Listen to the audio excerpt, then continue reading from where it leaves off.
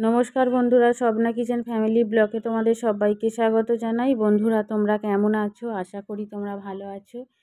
আমিও খুব ভালো আছি। তো একটু বেলা থেকেই ব্লগটা শুরু করলাম। মিঠাইয়ের স্কুলের ছুটি পড়ে গেছে, তো মিঠাই এখন বাড়িতে আছে আর এখন বাড়ির কাজ করছে, মানে হোমওয়ার্ক দিয়েছে স্কুল থেকে, বেশ অনেকটা পরিমাণেই দিয়েছে, তো সেগুলোই এখন করছে। এখন বইতে লিখছে, খাতার কাজ এখনও বাকি রয়েছে। তো এই বইটা শেষ হলে আর একটা একটা করে বই ধরাবো, কারণ ভাবছি কোথাও না কোথাও তো একটু বেড়াতে যেতেই হবে, গরমের ছুটি যেহেতু পড়ে গেছে। তো ছুটির কাজগুলো আমি সব কিছু করিয়ে রেডি করে রেখে দিতে চাইছি, পড়াগুলো তারপরে করাবো। যে লেখাগুলো করিয়ে নিলে না পড়াগুলো তো মুখে মুখে হয়ে যাবে। আর এখানে তোমার দাদাভাই মাছ নিয়ে এসেছিলো সকালে, সেই মাছগুলোকে ধুয়ে বেছে লবণ হলুদ মাখিয়ে চাপা দিয়ে রেখে দিলাম।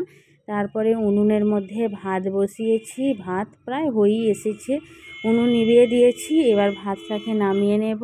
ভাত রান্না হচ্ছে সবথেকে বড় কাজ, মনে হয় ভাত যদি রান্না হয়ে যায় যে সব হয়তো আমার কাজ রান্না কমপ্লিট হয়ে গেল, তাই না? তো ওখানে ভাত নামিয়ে এখানে গ্যাসের মধ্যে রান্না চাপিয়ে দিয়েছি, রান্না করছি পটল ভাজা।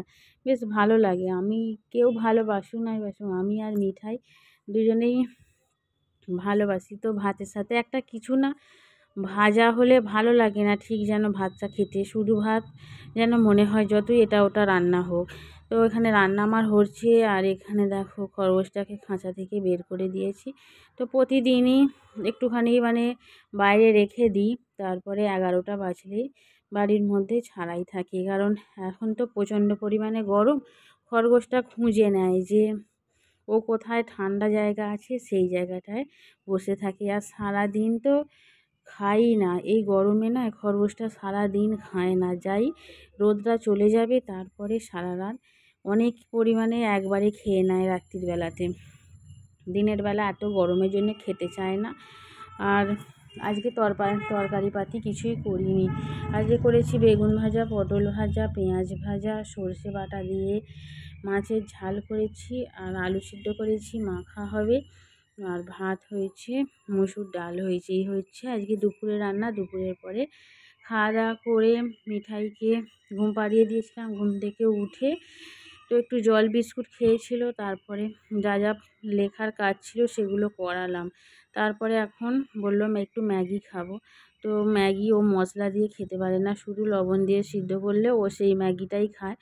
আর খুব একটা যে ম্যাগি খায় সেও নয়, আজকে কি বায়না ধরেছে একটু ম্যাগি খাবো। তো সব সময় ঘরে কেনাই থাকে, বাচ্চাদের খেয়াল খুশি তো কখন কোনটা খেতে ইচ্ছা করে, তো আমার সব সময় আনা সম্ভব হয় না, রেখে দিই।